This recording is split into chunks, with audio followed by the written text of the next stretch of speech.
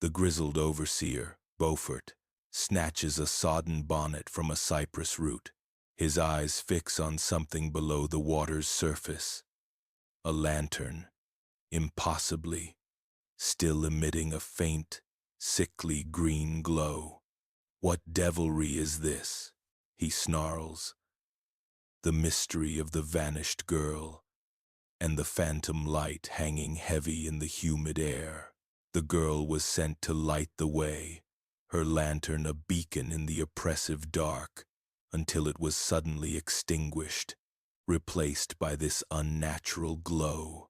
She was gone, and only the swamp held the answer. Before we carry on, please hit the subscribe button to make my day, and let me know where you are watching from in the comments. The air on the LeBlanc plantation near Baton Rouge was a physical weight in the late afternoon of 1844. It was a thick, wet blanket of humidity that promised no relief, clinging to the skin and clothes of every soul unfortunate enough to be caught in its suffocating embrace. The grand house, a monument of white columns and sprawling verandas, shimmered in the heat, its elegance a cruel joke against the backdrop of the humble, weathered slave quarters. The very landscape seemed to hold its breath, waiting for a storm that would never break.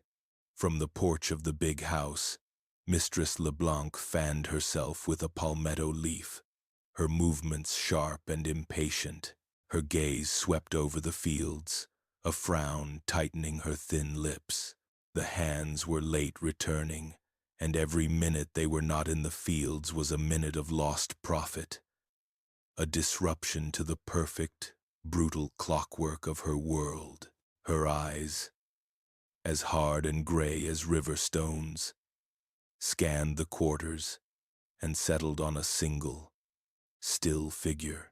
Dinah Brown sat on the bottom step of her cabin, her fingers moving with a quiet, practiced efficiency as she mended a tear in a piece of rough-spun cloth. She was a young girl, slender and unassuming, with a stillness about her that could be mistaken for timidity. But her eyes, deep and dark, missed nothing. They tracked the lazy circling of a vulture high above, the nervous flick of a lizard's tail on the porch rail, the subtle shift in the mistress's posture. She possessed a deep, unspoken understanding of the world around her, a knowledge gleaned from silent observation, from listening to the whispers of the wind and the secrets of the earth. Her movements were economical, wasting no energy in the oppressive heat, a stark contrast to the brittle, agitated energy radiating from the grand house. "You, girl." Dinah. Mistress LeBlanc's voice cut through the thick air, as brittle as dry leaves. "Stop your dawdling. The hands are late, and the path will be dark. Take a lantern down to the cypress stump, light their way so they don't stumble and injure themselves. I won't have any more lost time tomorrow. I won't have any more lost time tomorrow." Dinah's fingers stilled for a fraction of a second before she carefully folded the cloth and placed her needle within its folds. She rose without haste, her expression unreadable. "Yes, mistress," she said. Her voice was soft, a near whisper that carried just far enough, betraying no hint of the storm of thoughts and feelings that raged within her. To the mistress, she was a tool, a piece of property to be deployed as needed. The order was casual, unthinking, a simple solution to a logistical problem. But for Dinah, those words were a key turning in a lock she had been praying would open. The casual dehumanization of the command was the very thing that fueled the deep well of resolve hidden beneath her quiet acceptance. The oppressive atmosphere was more than just the weather. It was the very air of this place, a weight on the soul that she was determined to finally throw off. As Dinah moved towards the small shed where the lanterns were kept, a shadow detached itself from the side of a nearby cabin. It was Old Man Cato, his back bent by years of labor but his presence as solid and rooted as the ancient oak tree near his dwelling. The oak was a silent witness, a place for quiet, unseen conversations, its gnarled branches providing a canopy of secrecy. Cato was the community's historian and its keeper of secrets, a father figure to Dinah and one of the few who could read the Bayou's hidden language. He watched her for a moment, his weathered face a mask of concern. He had seen the look in her eyes for weeks, a dangerous combination of desperation and planning. He fell into step beside her as she reached the shed, his bare feet making no sound on the packed earth. While she worked the pump to fill the lantern's reservoir with oil, her hands steady and sure, he moved closer. He did not speak at first, simply stood with her in the fading light, a silent pillar of support. Then, with a movement as swift and subtle as a striking snake, he pressed a small, worn leather pouch into her hand.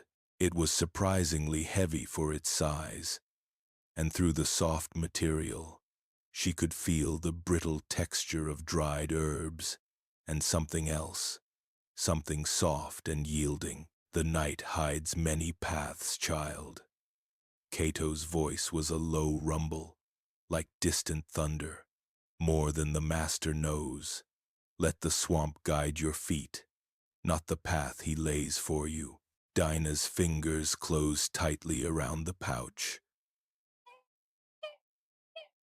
She looked up at him, her eyes finally letting a flicker of her true feelings show, a mixture of gratitude and terror. "I'll remember," she whispered, her voice thick with emotion. "I'll listen for it." He gave a single, slow nod, his gaze intense. He had taught her what he could, taught her to listen to the croak of the frogs, to read the ripples on the water, to know which roots offered sustenance and which held poison. He had given her the stories, the old knowledge that was their only true inheritance. Now, he was giving her the tools for a different kind of survival. The pouch in her hand was not just herbs, it was a conspiracy, a tangible piece of hope. The deep bond between them was a silent covenant, a shared dream of a world beyond this one. The scene was a quiet rebellion, a transfer of knowledge and power under the very nose of the oppressor. The swamp, so often a place of fear and death, was about to become an ally. Dinah turned and began her walk, leaving the relative safety of the quarters behind. The dirt path led from the harvested fields to the edge of the bayou, a well-trodden line between the world of man and the world of nature.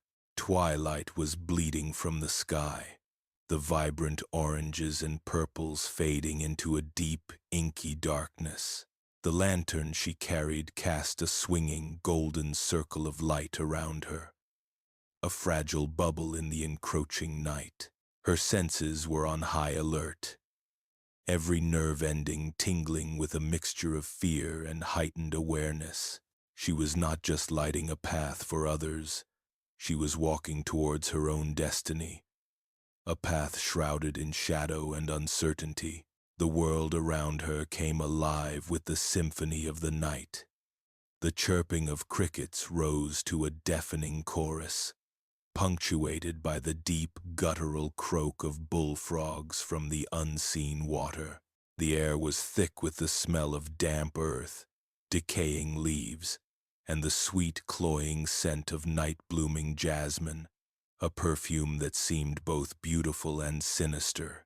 She could feel the heavy, humid air on her skin, a constant, oppressive touch. The only sounds she made were the soft scuff of her bare feet on the dirt and the rhythmic, metallic creak of the lantern's handle. A tiny, lonely sound against the vastness of the swamp. Her mind was a whirlwind. Fear, cold and sharp, tried to claw its way up her throat, but she pushed it down with a force of will she didn't know she possessed. She thought of the faces of those she was leaving behind, the weary lines on Hattie's face as she stirred a pot over the fire, the fierce, protective love in Elias's eyes, the unbreakable strength in Cato's stoic silence. She thought of the brutality she had witnessed, the casual cruelty of the overseer's lash, the heartbreak of families torn apart on the auction block. These memories were the fuel for her fire. And then there was the hope, a fragile, terrifying thing, a whisper of a place called North, a place where a person was not property. Every step she took was a prayer, a leap of faith into the terrifying unknown. She was walking away from the only life she had ever known, towards a freedom she could only imagine. Finally, she reached her destination, a large, gnarled cypress stump at the very edge of the water. Its twisted roots clawed at the bank, and a low-hanging branch reached out over the dark, still water like a skeletal arm. This was the designated meeting point, the place where her old life was meant to end, and a new one was to begin. She stood perfectly still, the lantern held high, its golden light glinting on the surface of the bayou. She waited, her ears straining, listening past the cacophony of insects for a different sound. And then she heard it. Faint, at first, but growing steadily closer. A rhythmic, scraping sound. It was the sound of a paddle against the side of a pirogue, a sound she and Cato had practiced identifying for weeks. It was her signal. Her heart hammered against her ribs, a frantic bird trapped in a cage. This was it. There was no turning back now. With practiced movements, she set the lantern down on the stump. She opened the small glass door, the heat of the flame warming her face. She took a deep breath, held it, and blew. The flame sputtered, danced for a moment, and then died, plunging her into an almost absolute darkness, broken only by the faint light of a sliver of moon. Her hands trembled as she opened the leather pouch Cato had given her. She couldn't see the contents, but she could smell them. A strange, earthy aroma mixed with something else, something sharp and almost electric. She poured the contents, a mixture of dried herbs and a peculiar, damp moss, directly into the lantern's oil reservoir. For a moment, nothing happened. Doubt, cold and sickening, washed over her. Had it been a trick, a folk tale? But then, a soft, ethereal green glow began to emanate from within the lantern. It started as a faint glimmer, then swelled into a steady, pulsing light. A sickly, otherworldly green that was nothing like the warm, familiar glow of the flame. It cast strange, dancing shadows on the cypress stump and turned the water's surface into a sheet of glowing jade. It was a light that did not belong in this world. Her part was almost complete. She took her own worn bonnet, a piece of herself, and carefully snagged it on a sharp splinter of the low-hanging cypress root, making it look as though it had been torn from her head in a struggle. It was a clue, a piece of misdirection for the hunt that was sure to follow. Finally, she took the glowing lantern, its green light pulsing like a phantom heart, and carefully submerged it in the shallow water by the stump. The light wavered but held, casting a ghostly beacon up from the depths. Her signal was complete. Her ghost was in place. With one last look back at the world she was leaving, Dinah Brown turned and melted into the impenetrable darkness of the bayou, becoming just another shadow in a land of secrets. The following morning, the sun rose with a vengeance, burning the last of the mist off the fields and promising another day of suffocating heat. The field hands, who had straggled back to the quarters long after moonrise, guided only by the pale celestial light, brought the first official word. Dinah was not at the stump. Her lantern had not been there to light their way. The news spread through the quarters like a fever, a whispered wave of panic and dread. Beaufort, the overseer, heard it as he was finishing his breakfast of grits and salt pork. He slammed his fist on the rough-hewn table, his face purpling with rage. A missing girl was not a tragedy. It was an inefficiency. It was a disruption to his schedule, a flaw in his management, a piece of property that had misplaced itself. It was an affront. He stormed out of his small cabin, his leather boots kicking up dust, his eyes already scanning the faces of the assembled slaves for any sign of guilt or knowledge. Master LeBlanc was summoned from the big house. He appeared on the veranda, a cup of coffee in his hand, his expression one of mild annoyance, as if he were dealing with a lame horse or a blighted crop. He listened to Beaufort's clipped, angry report with a detached pragmatism. His mind was not on the girl, but on the numbers she represented. A young, healthy female was a valuable asset, capable of years of labor and, more importantly, of producing more assets. Her disappearance was a debit in his ledger. "Find her, Beaufort," LeBlanc said, his voice flat and devoid of emotion. "A girl that age is a valuable asset. I don't care how you do it. Just resolve this." He took a sip of his coffee and turned back towards the cool interior of his house, the matter already dismissed from his mind, a task delegated. Beaufort, his authority thus reinforced, turned his fury on the silent, terrified crowd. A girl and a lantern, gone, he snarled, his voice cracking like a whip. "You will all join the search. Every man, woman, and child old enough to walk. Any man found shirking will feel the lash. This is my time you're wasting, and I'll take it out of your hides." His gaze swept the crowd and landed on Elias, a young, strong field hand whose broad shoulders and powerful build made him one of the most productive workers.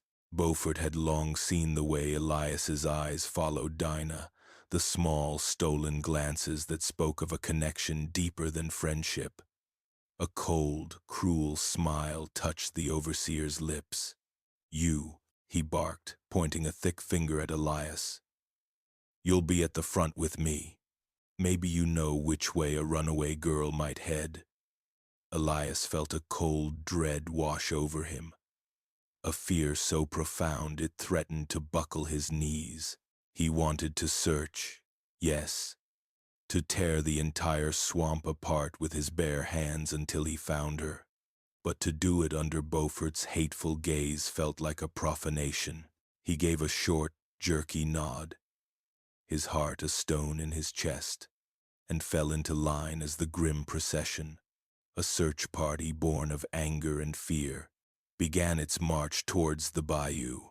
The search party moved with a grim, reluctant energy, the slaves fanning out along the edge of the swamp, while Beaufort and a few of his most trusted men made straight for the cypress stump.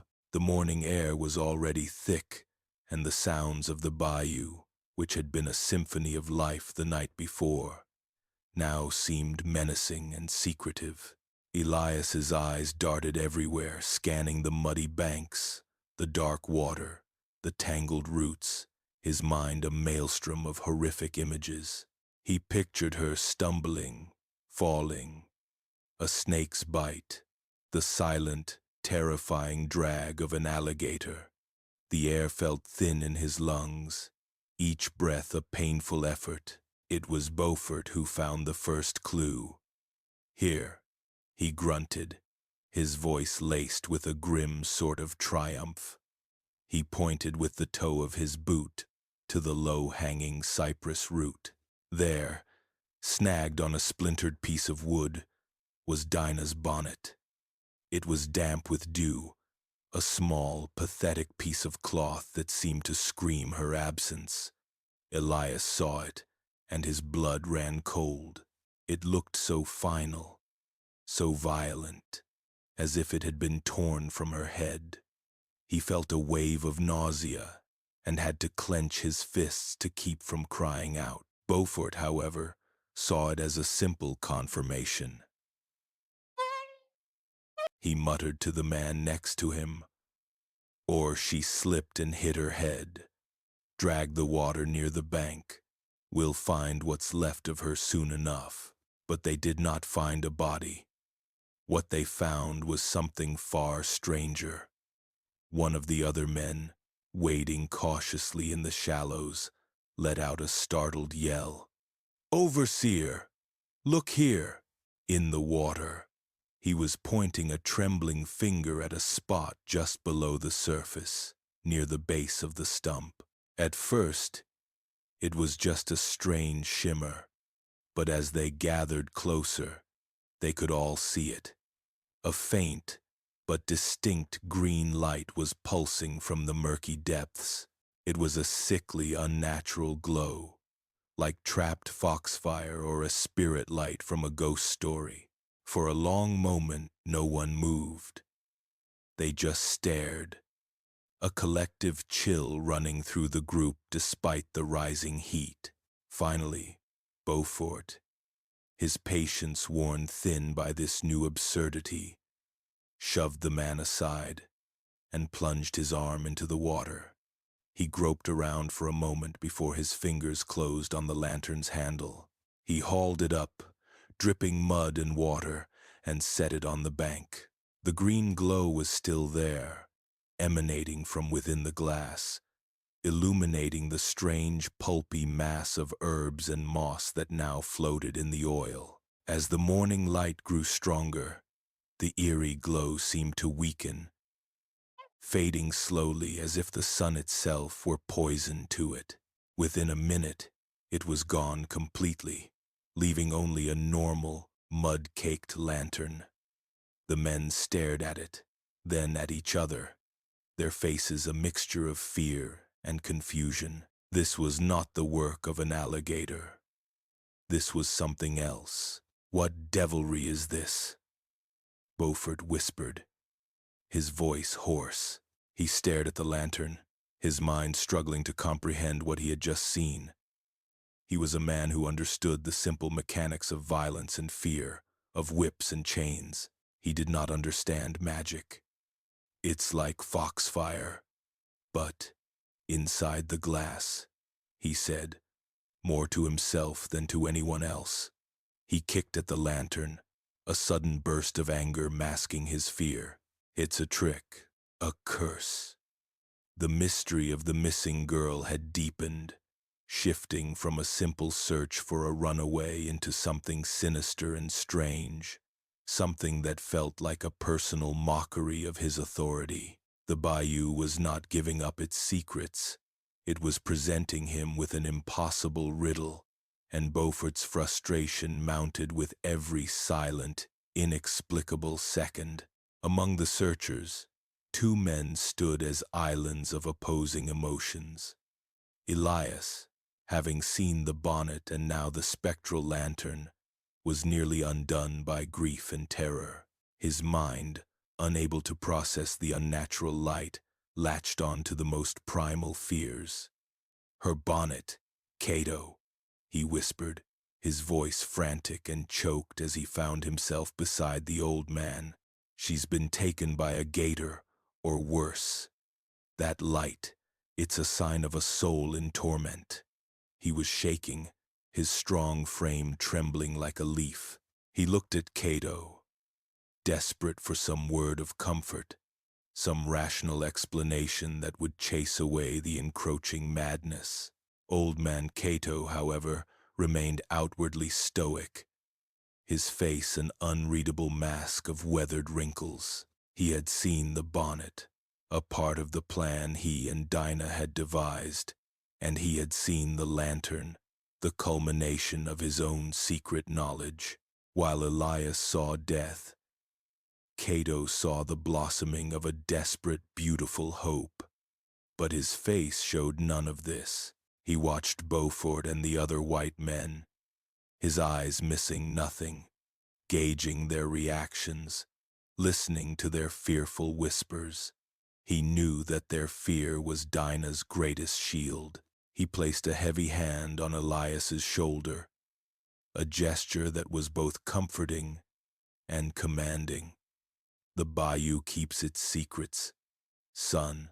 Cato's voice was low and steady, a deep rumble that cut through Elias's panic, and it protects its own.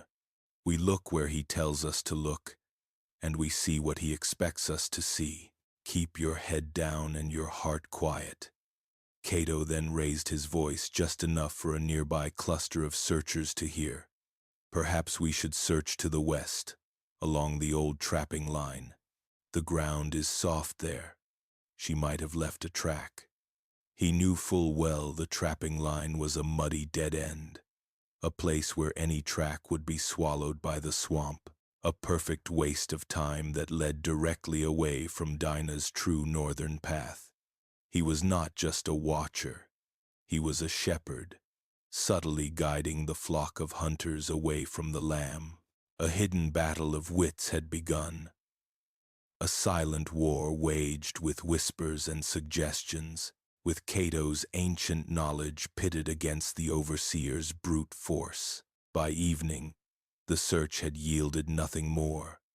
The sun sank below the horizon, painting the sky in hues of blood and fire, and a frustrated, exhausted search party trudged back to the quarters.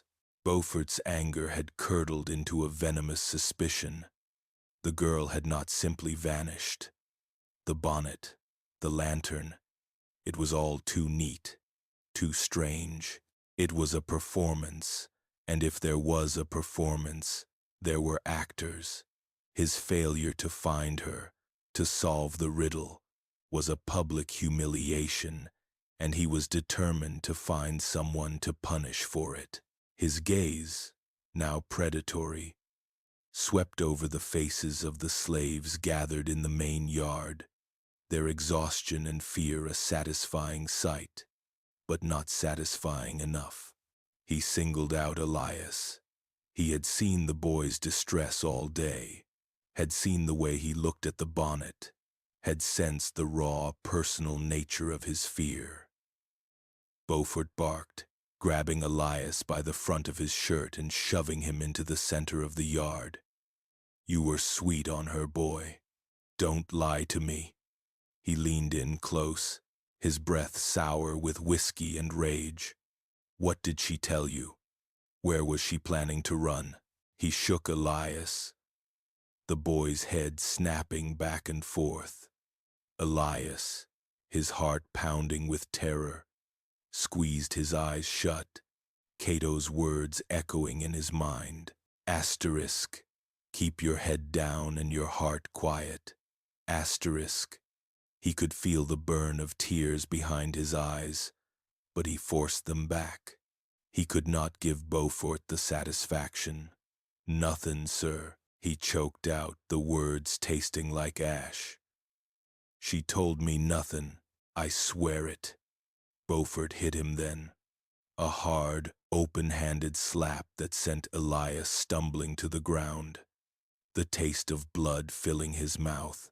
The overseer stood over him, breathing heavily, but Elias just stared at the ground, his silence a wall Beaufort could not breach. Frustrated, Beaufort turned his attention elsewhere. He saw Hattie, the elderly cook who had been a mother to Dinah since her own had been sold downriver. Hattie was weeping softly, her body shaking with what looked like genuine grief. Beaufort saw her tears as a weakness to be exploited. He strode over to her, his shadow falling over her small bent form. "Old woman," he said, his voice deceptively soft, "you were close to her. She must have said something. Was she unhappy? Did someone threaten her?" Hattie looked up, her face a mask of sorrow. It was a masterful performance, carefully constructed and steeped in just enough truth to be believable.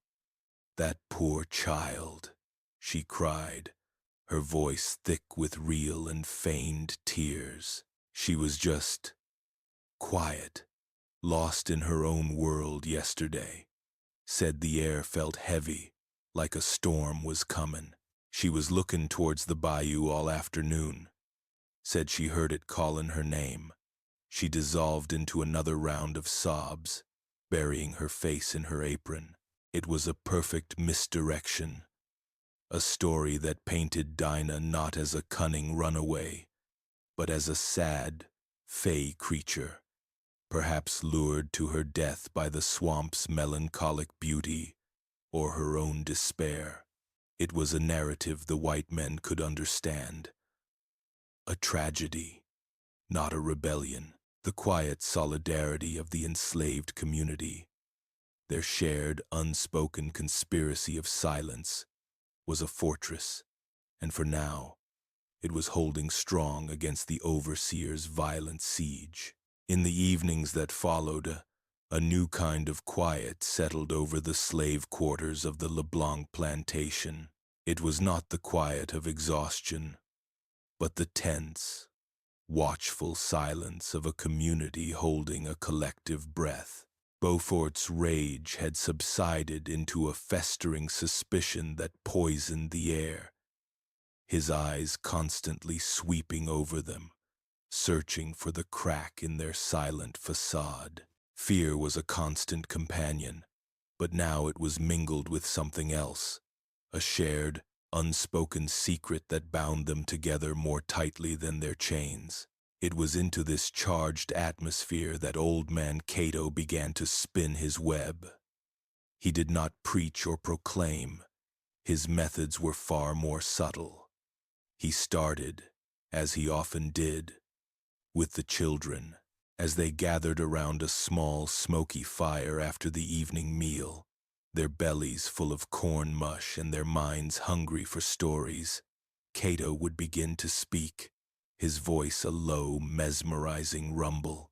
He spoke of the bayou, not as a place of mud and gators, but as a living entity with a spirit and a will of its own. He told them the old stories, the ones his grandmother had told him, of the times few follett asterisk, the foolish fire.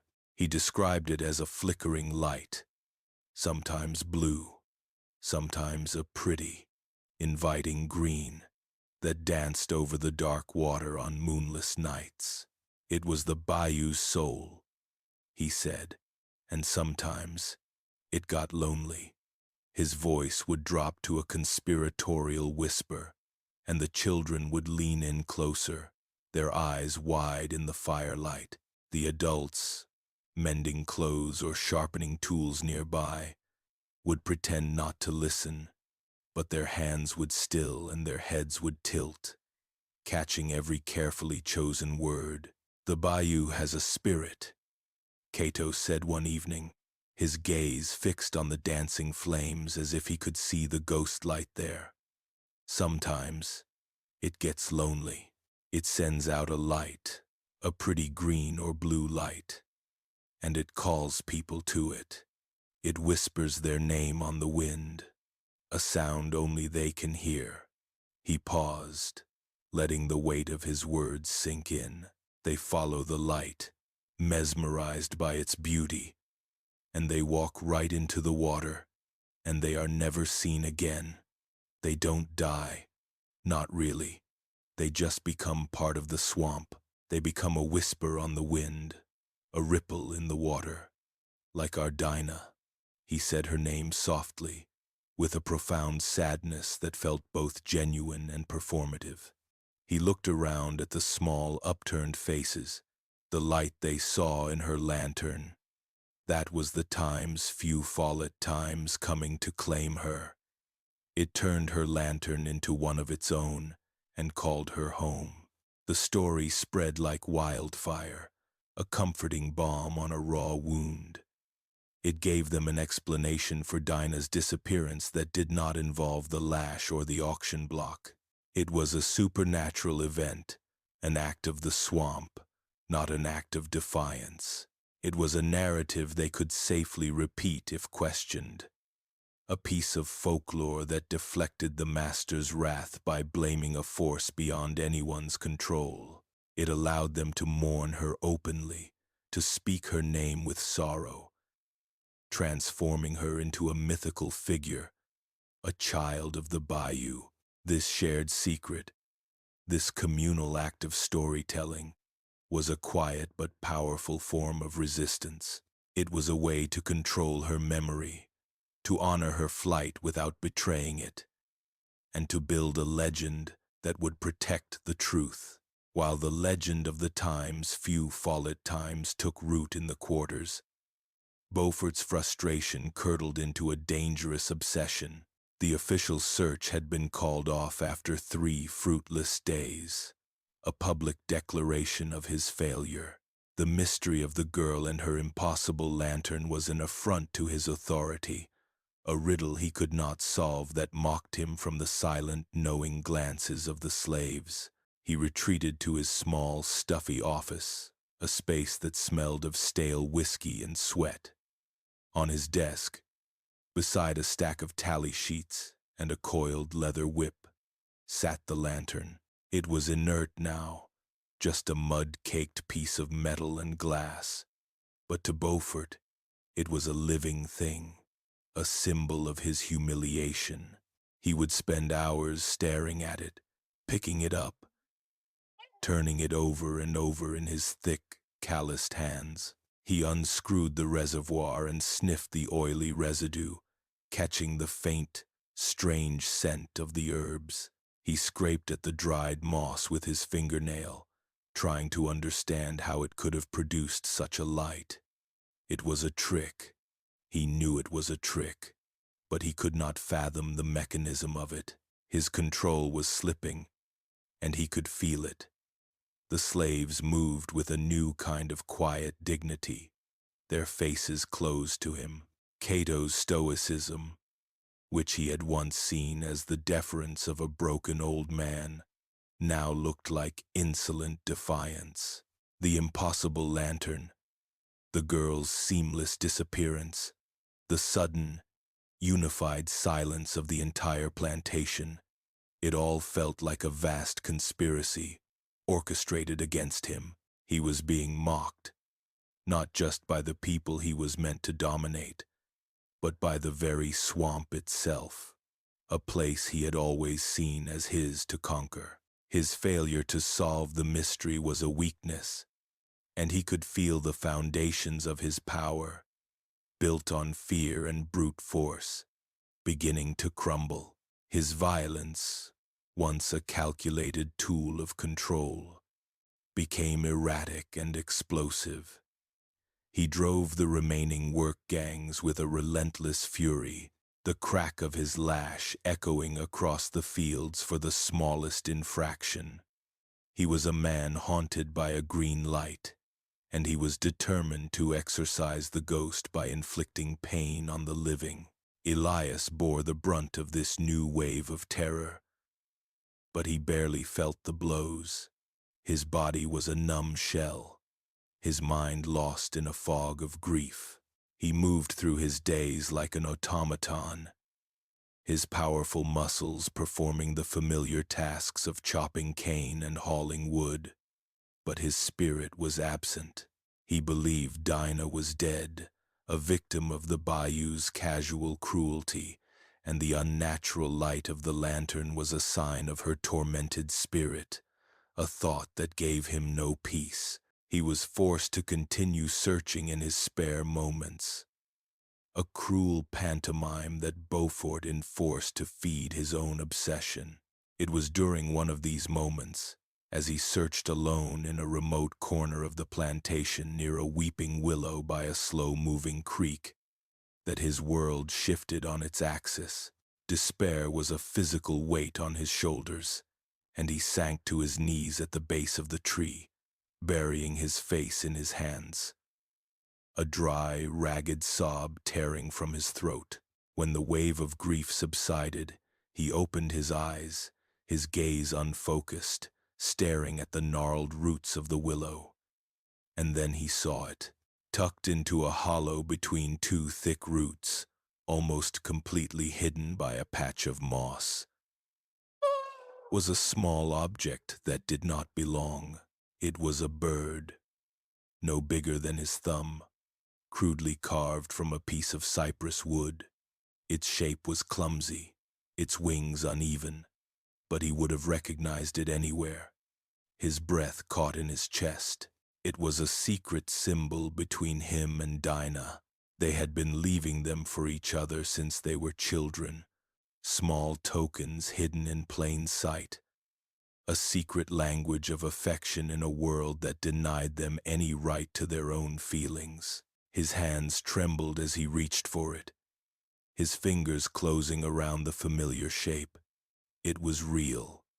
He pulled it from its hiding place, his heart hammering against his ribs so hard he thought it might break. He turned it over and over, his thumb tracing the rough knife marks, marks he knew as well as his own name. And then he saw it, the beak. It was pointed, sharp and definite, aimed directly north. It was not just a token. It was a message, a sign. The realization hit him not as a thought, but as a physical blow, a jolt of electricity that shot through his entire body. She wasn't taken.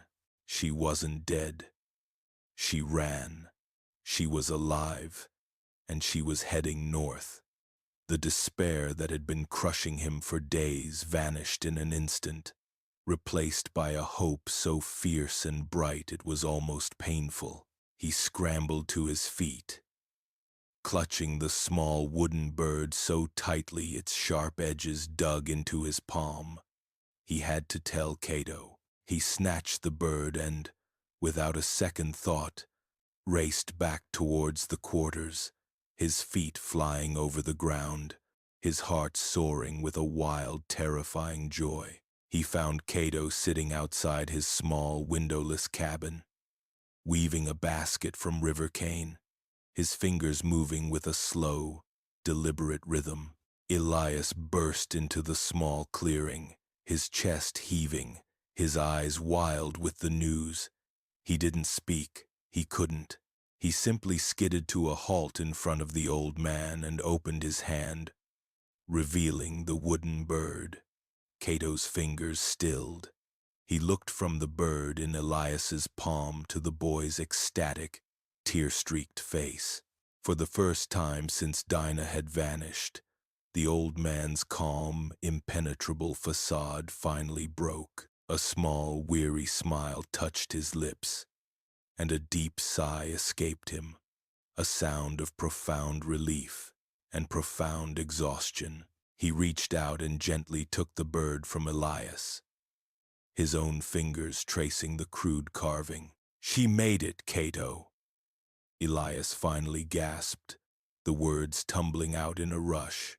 "She's alive. She's running north." "Hush, boy." Cato's voice was a sharp, urgent whisper, and his eyes darted around the empty clearing. Walls have ears, and so do the trees when the overseer is near. He gestured for Elias to come closer, to sit on the small stool beside him. The smile was gone, replaced by an expression of immense gravity. He held up the bird. "Yes," he said, his voice barely audible. "She is on a longer road now, a harder road. She left this for you, so you would know. so you would not give up hope. He looked deep into Elias's eyes, and the young man saw in their depths the immense weight of the secret Cato had been carrying alone. But this knowledge is a heavy burden, son. It is more dangerous than any whip. You cannot follow her. You cannot speak her name with anything but sorrow. You must be the stone that drops into the pond and leaves no ripple. Cato leaned forward, his voice dropping even lower, his words shaping the air between them into a sacred vow. Your part was to love her. That was the boy's part. Your part now is to be the anchor that keeps her memory safe here. To keep the silence, no matter what. To hold her story, the one we tell the children, and protect the truth beneath it with your life. Can you do that? Can you love her enough to let her go, and to stand guard over her absence? Elias looked from the old man's solemn face to the small bird still resting in Cato's palm. The wild elation that had carried him here was tempered by the cold, heavy reality of Cato's words. He understood this was not the end of his trial, but the beginning. His love for Dinah had to be transformed from a personal, passionate feeling into a communal duty, a silent, patient act of war. This was his rite of passage. He was no longer just a boy dreaming of a girl. He was a man being asked to hold the key to his people's hope. He took a deep breath, the air filling his lungs with a new, cold resolve. He looked at Cato and gave a single, firm nod. The mantle was being passed, and he would not let it fall. The night that swallowed Dinah Brown was a living, breathing entity. After she turned from the ghostly green beacon she had left in the water, the darkness was absolute, a physical presence that pressed in on her from all sides. The air, thick and wet, carried the sounds of 1,000 hidden things, and for a terrifying moment, her resolve wavered. Every rustle in the undergrowth was the sound of a snake. Every splash in the unseen water was the approach of an alligator. But Cato's voice was a talisman in her mind. His words a map. Asterisk. Let the swamp guide your feet, not the path he lays for you. Asterisk. She took a breath, then another, forcing the air deep into her lungs. She was not on the master's path anymore. She was on the swamp's path, a path she had memorized through weeks of careful, stolen observation. She moved away from the water, her bare feet sinking into the soft, cool mud. She used the trees as her guide, the familiar silhouette of a lightning-scarred cypress, the strange, bent form of a water oak. These were the landmarks Cato had taught her. The secret alphabet of this place, the stars, visible in fractured patches through the dense canopy, gave her a general direction, a faint, silvery promise of north. Fear was a constant companion, a cold knot in her stomach, but it was overshadowed by the electric thrill of adrenaline. This was the first moment of her life that was entirely her own. Every step she took was an act of self-creation, a defiance of the world that had tried to own her soul. Her exhaustion was a dull ache in her bones, but she pushed it away, fueled by the image of the green lantern sinking beneath the water, a funeral pyre for the girl she used to be. After what felt like an eternity of wading through shallow water, pushing through thickets of palmetto, and praying at the sound of every snapping twig, she reached the designated spot, a small, barely there islet of solid ground crowned by a trio of ancient cypress trees. Her heart hammered against her ribs. This was the final test of faith. She put her fingers to her lips and, taking a shaky breath, produced a soft, quavering sound. The call of the nightjar she and Cato had practiced until it was second nature. The sound was small, swallowed almost immediately by the cacophony of the bayou. She waited, her body rigid with tension, listening. Nothing. She did it again, a little louder this time. The call a lonely, desperate question sent out into the oppressive dark. A shadow detached itself from the deeper shadows of the cypress trees. It was so silent, so sudden, that she let out a small gasp. Stumbling back, a figure emerged, a man as weathered and gnarled as the swamp itself. He was of medium height, with a wiry strength to his frame, and his face, shadowed by the brim of a wide hat, was a road map of wrinkles and sun-cured leather. It was Jean-Pierre, the Cajun trapper Cato had spoken of in hushed, reverent tones. He was a man who belonged to the swamp, who moved through it not as a conqueror, but as a part of its ecosystem. He looked at her for a long moment, his eyes assessing her in the gloom. He gave a single, curt nod, a gesture that was neither friendly nor unfriendly, but simply professional. He moved without a word, his actions economical and precise. From a waterproofed canvas bag he produced a bundle of dry clothes, rough spun but clean, and a piece of dried salted meat. He handed them to her, his gaze already scanning the surrounding darkness, his senses attuned to any sound that was out of place. Dinah changed quickly.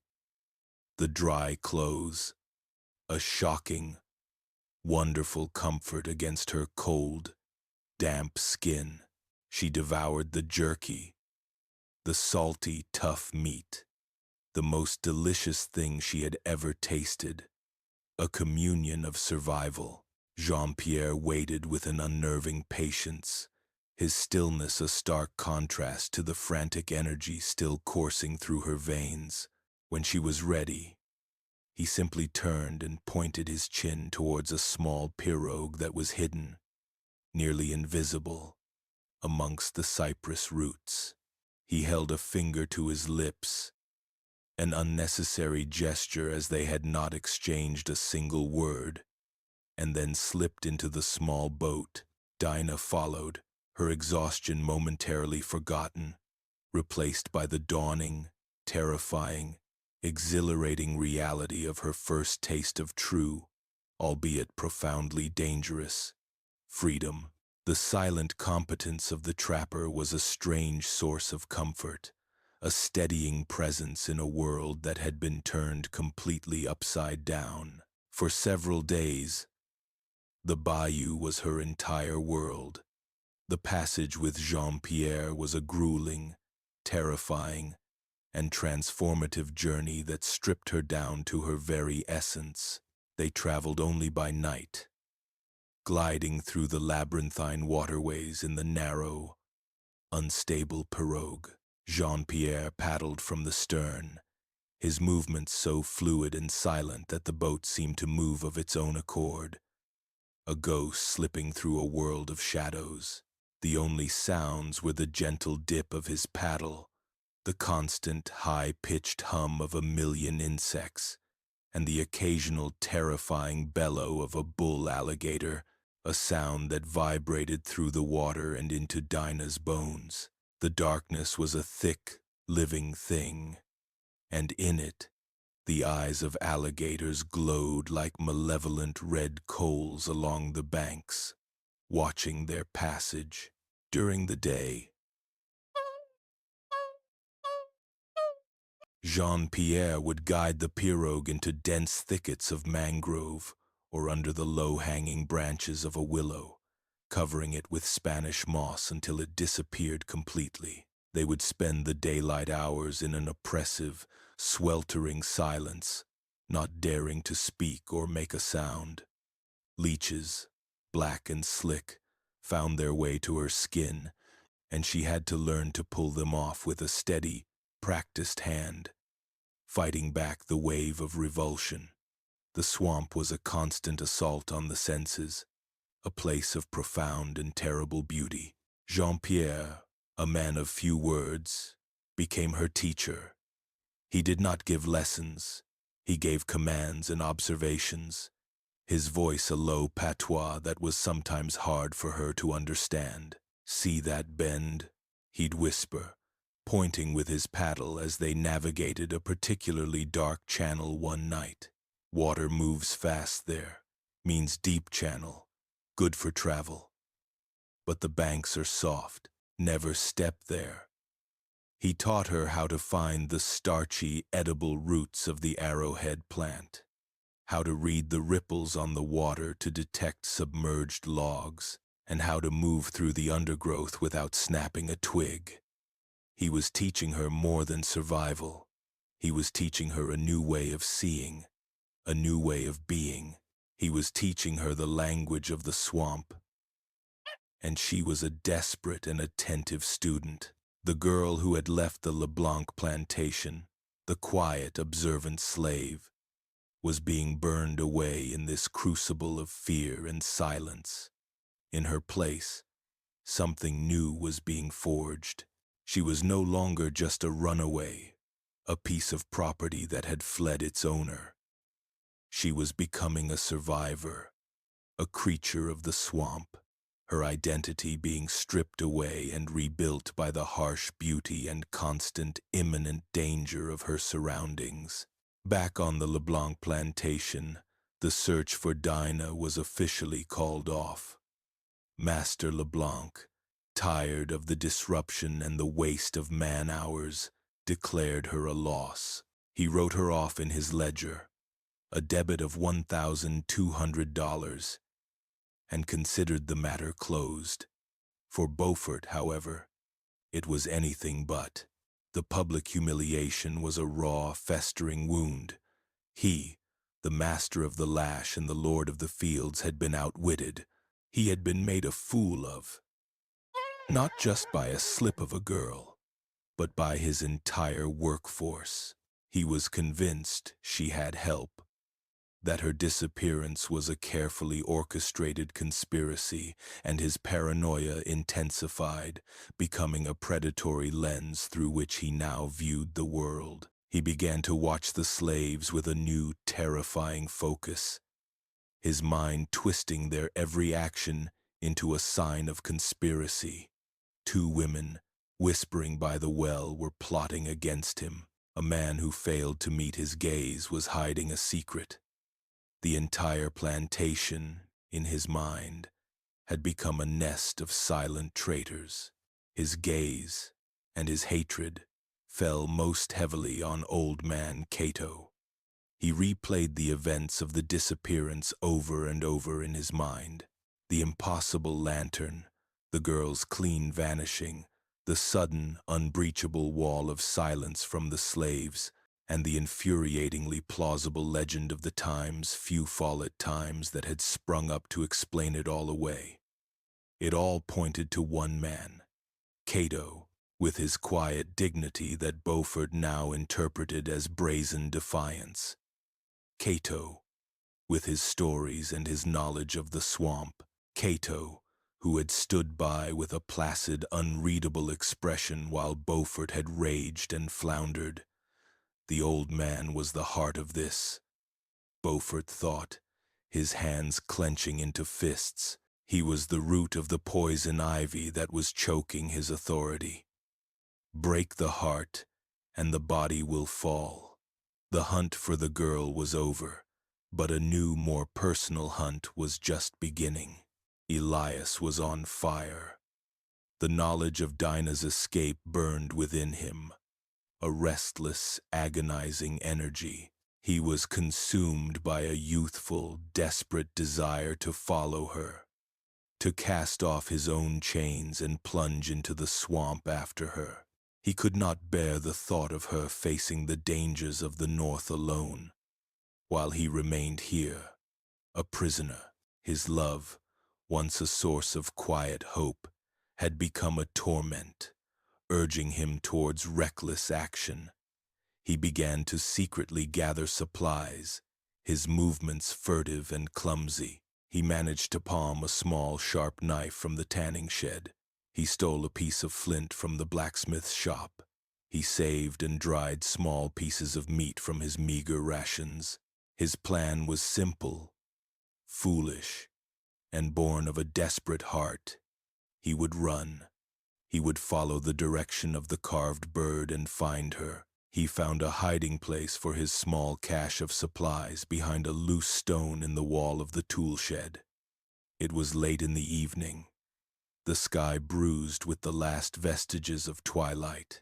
He knelt, his heart pounding with a mixture of fear and exhilaration, and was about to slide his precious bundle into the dark opening. A shadow fell over him. He froze, his blood turning to ice.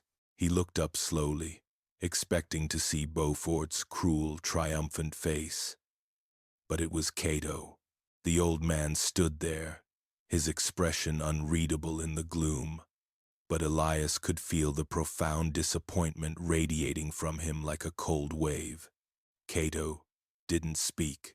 He simply looked at Elias, then at the pathetic bundle of supplies clutched in the boy's hand, and then back at Elias. The silence was more damning than any verbal rebuke. Slowly, Cato bent down and, with one of his gnarled hands, he took the supplies from Elias's unresisting fingers. He looked at the knife, the flint, the dried meat, and then he met Elias's gaze again. In his eyes, Elias saw not anger, but a deep, weary sadness. Cato then stood up, and with methodical, deliberate movements, he began to disperse the items. He walked over to the woodpile and slipped the knife deep into a crack in a log. He tossed the flint into a patch of high weeds. He crumbled the dried meat and scattered it for the yard dogs. He was erasing the evidence, saving Elias from an almost certain discovery by one of Beaufort's ever more frequent prowling patrols. When he was finished, he walked back to the still kneeling Elias and placed a heavy hand on his shoulder. He still did not speak, but the message was clear. Asterisk, patience. This is not the way.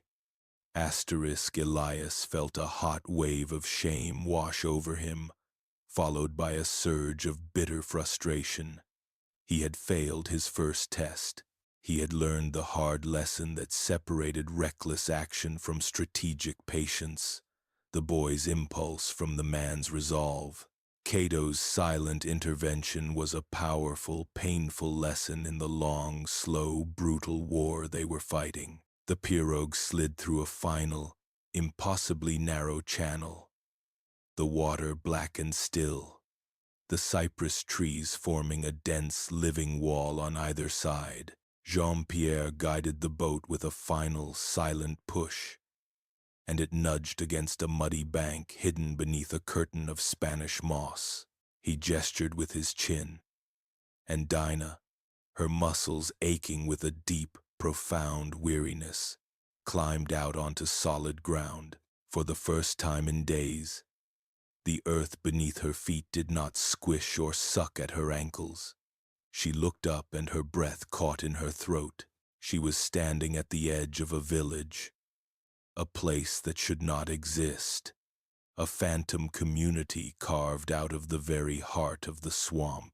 Houses, built on stilts, were nestled amongst the massive cypress trees, connected by a series of raised wooden walkways. Smoke curled from mud and stick chimneys, carrying the scent of roasting fish and herbs. She saw people, black people, moving with a purpose and ease she had never witnessed before. A man sharpened a long knife on a stone, his back straight, his movements unhurried. Two women sat on a porch, weaving baskets from river cane, their laughter carrying on the humid air. Children, their bodies lean and strong, chased each other along the walkways, their shouts free and uninhibited. This was a world turned upside down. Jean-Pierre led her into the small settlement, and as they walked, faces turned to watch them, their expressions cautious but not hostile. They were the faces of survivors, etched with hardship but alight with a fierce, guarded dignity. This was not the abstract concept of freedom she had heard whispered in the quarters. This was the real, tangible thing. It was hard and it was dangerous. She could see that in the patched roofs and the ever-watchful eyes of the villagers. But it was theirs. Jean-Pierre stopped before one of the larger cabins, and a woman emerged, stepping out into the dappled light. She was in her 40s, with a strong, pragmatic face and eyes that seemed to see everything at once. This was Anaya, the leader of the community. She looked Dinah up and down, her gaze missing nothing, from the exhaustion in her eyes to the scratches on her arms. "Cato sent you," Anaya stated, her voice a low, steady contralto. It was not a question. She turned to Jean-Pierre and spoke in a rapid Creole patois, a quick exchange of information, before turning her attention back to Dinah. "You are safe here, child. For now, you will eat, you will sleep, then the work begins." There was no coddling in her tone, only a deep, resonant strength. Dinah was led to a small pallet in a communal sleeping area, given a bowl of rich, spicy fish stew and a gourd of clean water. As she ate, the first real food she'd had in days, she felt a wave of emotion so powerful it almost choked her. It was a mixture of awe and a deep, soul-shaking wonder. The abstract dream had become a reality of wood smoke, laughter, and watchful eyes. Freedom was not a destination. She was beginning to understand.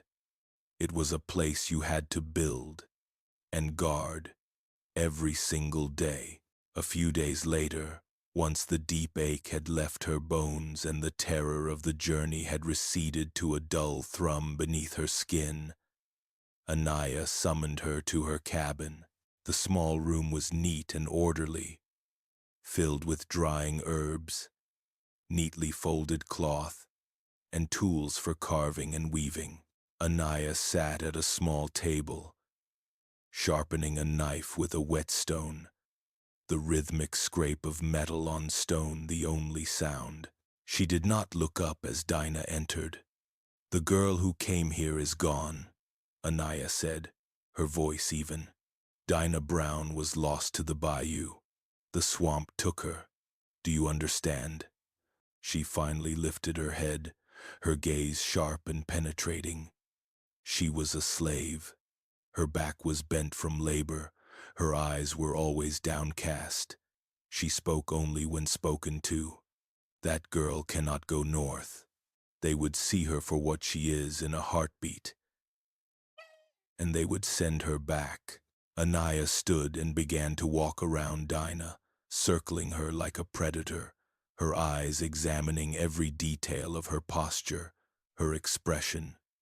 "From this day, you are Celeste. You are a free woman of color from New Orleans. Come upriver to visit family near Street Francisville. Your hands are rough from gardening, not from picking cotton. You know how to haggle for prices at the market. You are not afraid to look a white man in the eye. Your back is straight because you have never bowed to anyone." She stopped in front of Dinah, her face inches away. "Dinah Brown is a ghost. She is a story they tell back on the plantation. Celeste is flesh and blood. She is alive, and she is free. But she will only stay that way if you believe it, if you become her." The words were a torrent, washing over Dinah, stripping away the last vestiges of her old self. It was a violent, painful process. To kill Dinah was to kill the memory of her mother, of Cato's kindness, of Elias's love. It was to sever the last ties to the only world she had ever known. But to live, to truly live, she had to. Anaya saw the conflict in her eyes, the sorrow warring with the fierce desire for survival. "Say it," Anaya commanded, her voice softening slightly, but losing none of its steel. Dinah's throat was dry. She swallowed, the sound loud in the quiet cabin. I am Celeste," she whispered, the name feeling foreign and heavy on her tongue. "Again," Anaya said, louder, as if you believe it. "I am Celeste," she said, her voice a little stronger, her back a little straighter. She said it again and again, practicing the weight of the name, the feel of it in her mouth. With each repetition, the ghost of Dinah Brown faded a little more, and the woman Celeste began to take her place. It was a powerful, terrifying moment of transformation, a second birth in the heart of the swamp. It was both a liberation and a profound sorrow, the cost of freedom being the death of the self she had been, a sacrifice laid on the altar of a future she was just beginning to imagine. While Celeste was being born in the swamp, Beaufort's obsession was reaching its terrible climax on the LeBlanc plantation. His hunt for a scapegoat had narrowed, his paranoia coiling tighter and tighter around one man, Old Man Cato. The overseer found him in the barn late one afternoon, where Cato was mending a piece of harness, his gnarled fingers working the leather with slow, patient skill. Beaufort entered like a storm, kicking the door shut behind him, plunging the cavernous space into a dusty, dim twilight. The air grew thick with menace. "Old man," Beaufort's voice was a low, dangerous growl. "We're done with games. We're done with stories about ghost lights." He strode across the barn, the sound of his boots echoing in the sudden silence. He ripped the piece of harness from Cato's hands and threw it into a corner. "She didn't just disappear, you helped her. You and your swamp magic and your whispering in the quarters. I want to know how. I want to know who you work with, and you're going to tell me now."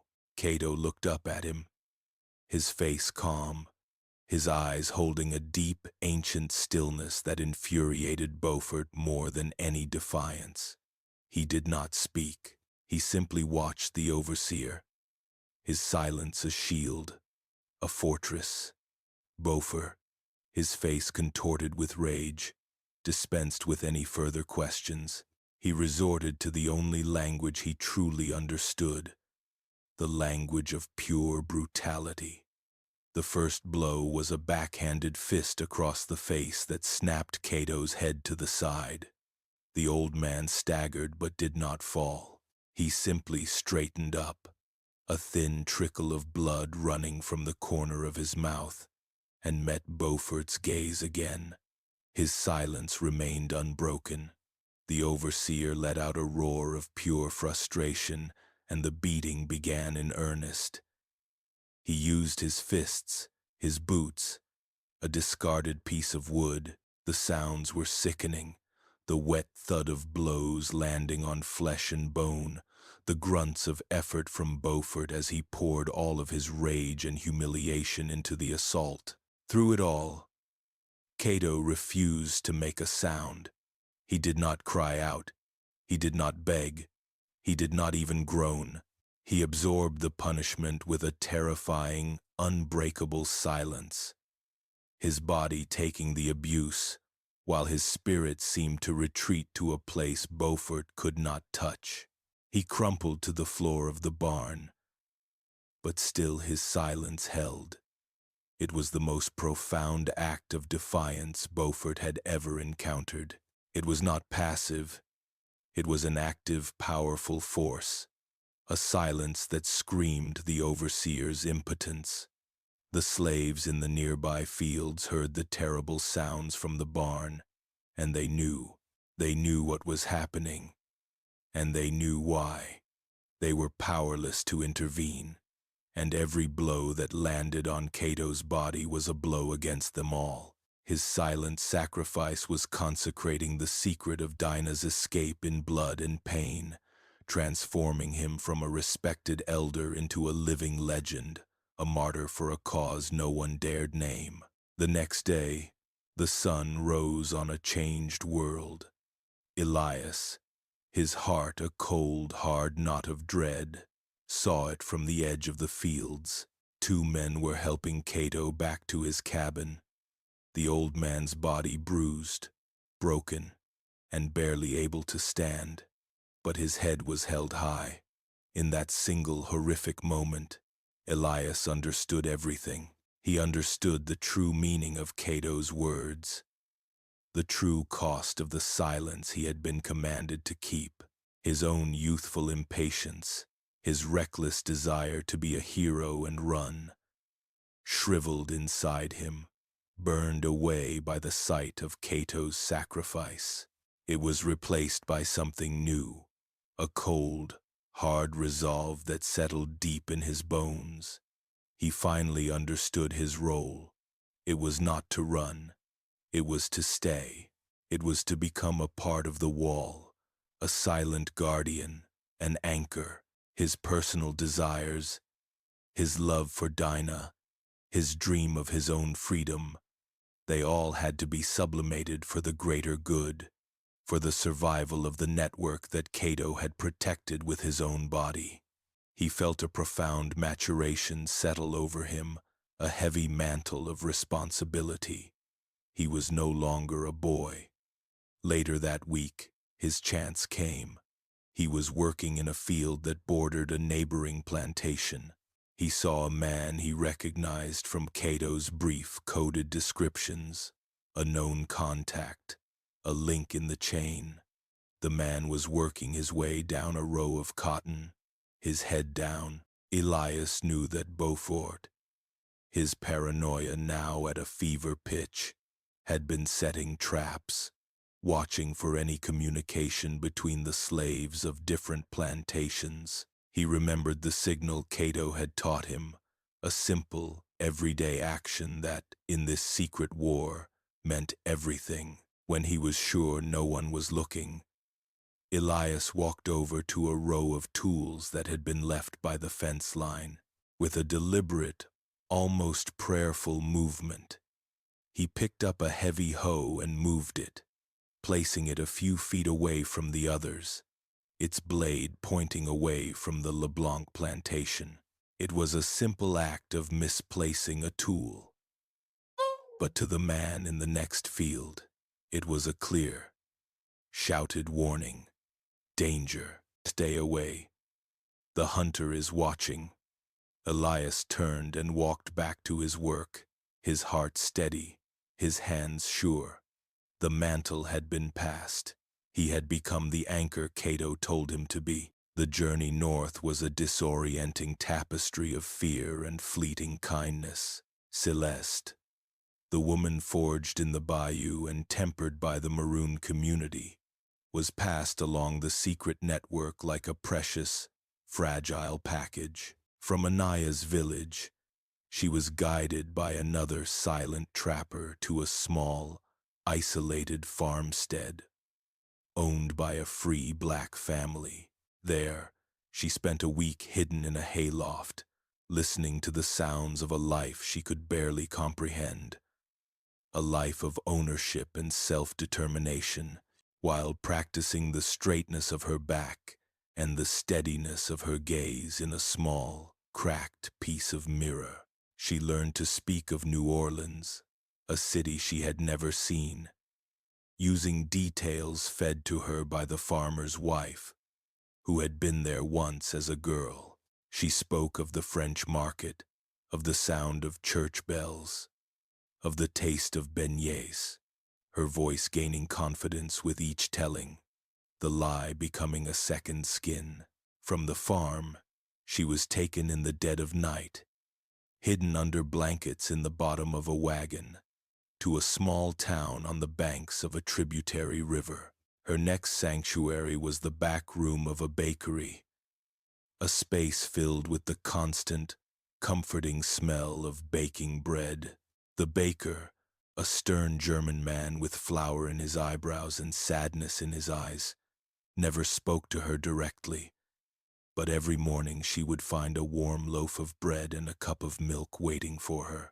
In the long, quiet hours, she would hold the small, dried piece of glowing moss she had kept from Cato's pouch. She kept it wrapped in a scrap of cloth, and in the darkness of her hiding places, she would unwrap it. It no longer glowed, but it retained a faint, earthy smell, the scent of the swamp, the scent of her first steps towards freedom. It was a tangible link to the girl she had been, a reminder of Cato's sacrifice and Elias's love, a price she could never forget. She was no longer the frightened girl who had walked to the cypress stump, but the memory of that girl was the foundation upon which Celeste was built. The final stage of her journey was the most terrifying. She was smuggled onto a riverboat, not as a passenger, but as cargo, hidden in a cramped, suffocating space in the hold, surrounded by barrels of molasses and sacks of grain. She endured the rhythmic churn of the paddle wheel and the constant groaning of the boat's timbers. The darkness was absolute, a thick, suffocating blanket that was far more terrifying than the living darkness of the bayou.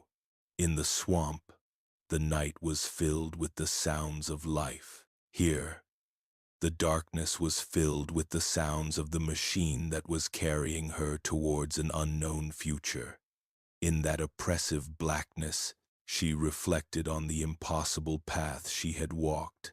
She thought of Cato, his face a mask of serene defiance even as Beaufort's fists fell, and she understood that his silence was the loudest sound she had ever heard. She thought of Elias, his fierce, protective love now transformed into a silent, patient anchor, and she sent a prayer into the darkness for his safety. Her future was a terrifying void, a blank page, but for the first time in her life, the pen was in her own hand.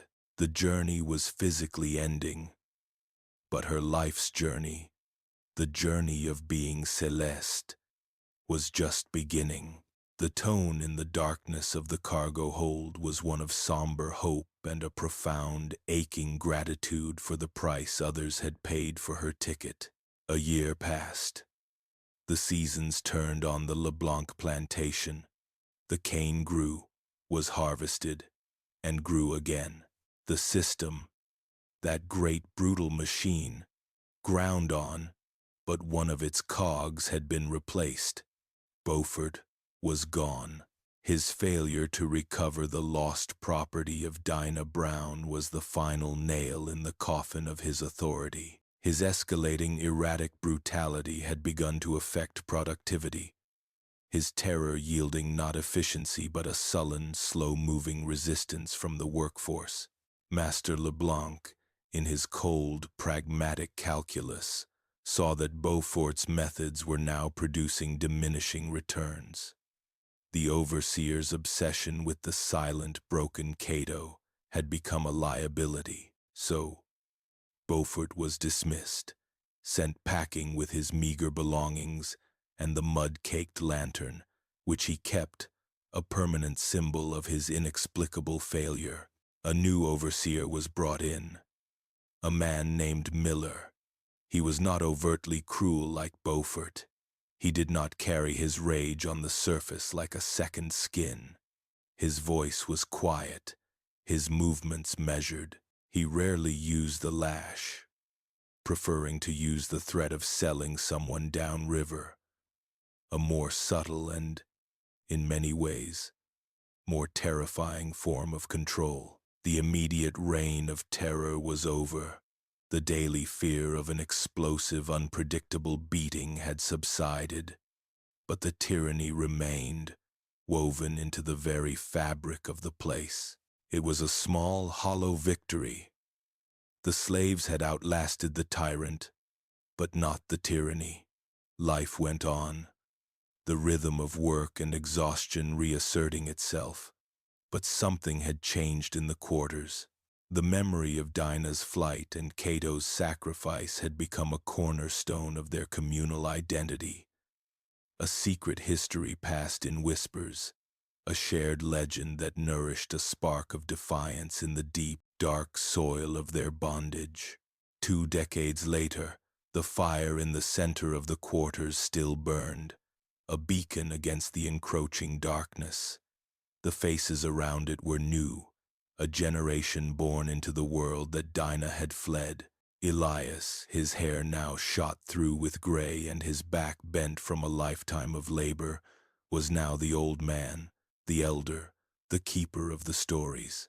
He had become what Cato had been, a living library of his people's history and their hope. On a cool autumn evening, with the scent of wood smoke in the air, a group of young children sat at his feet, their eyes wide and luminous in the firelight. Listening, he was telling them a story they had heard before, but one they always begged to hear again. He did not tell them the truth of the network, of Jean-Pierre's pirogue or Anaya's village. He did not speak of the baker's bread or the darkness of the cargo hold. He told them the legend, the beautiful, powerful lie that Cato had created. He spoke of a brave girl named Dinah, who was beloved by the swamp.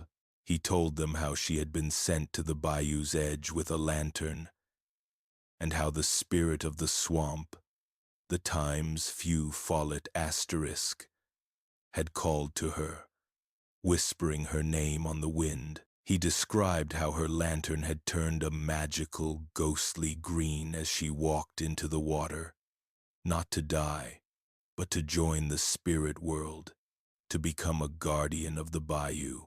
His voice was a low, mesmerizing rumble, the same voice Cato had used so many years ago, weaving a spell of folklore and magic. And so, Elias concluded, his gaze sweeping over the rapt faces of the children, if you're ever lost near the bayou at night, and you see a soft green light, don't be afraid. He leaned forward, his voice dropping to a conspiratorial whisper. That's just Dinah. That's the lady of the green lantern, watching over you, showing you the safe path home.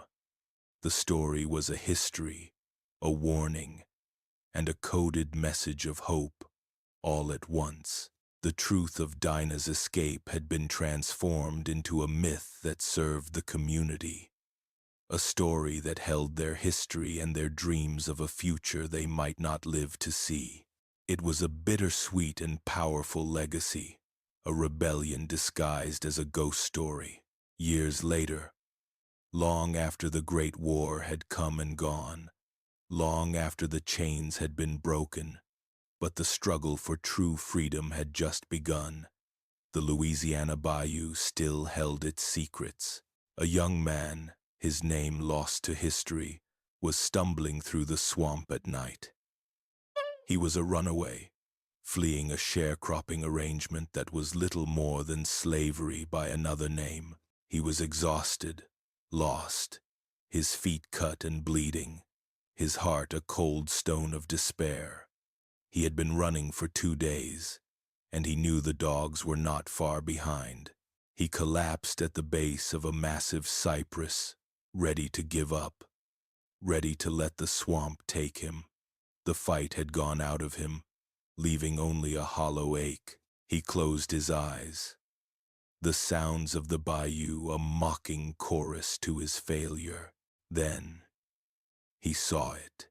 He opened his eyes, thinking it was a trick of his exhausted mind. But it was there, in the distance, through the thick, tangled shapes of the cypress trees. A faint, ethereal green glow pulsed softly in the darkness. It was not the harsh yellow light of a lantern, nor the cold, white light of the moon.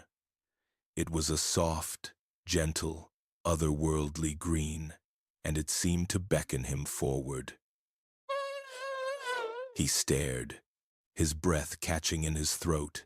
He remembered the stories, the ones he had heard whispered in the shacks late at night, the stories his grandmother had told him about the Lady of the Green Lantern, the spirit of a runaway slave girl who guided the lost. Hope, an emotion he thought had died in him, flickered to life, a tiny, fragile flame. With a groan, he pushed himself to his feet. He ignored the pain in his body, his eyes fixed on the light. He stumbled forward, pushing through the grasping branches and sucking mud, his gaze locked on the impossible, beautiful glow. He was moving towards a hidden path, towards a future he could not see, towards freedom. The legend was real. Dinah's legacy was not just a story.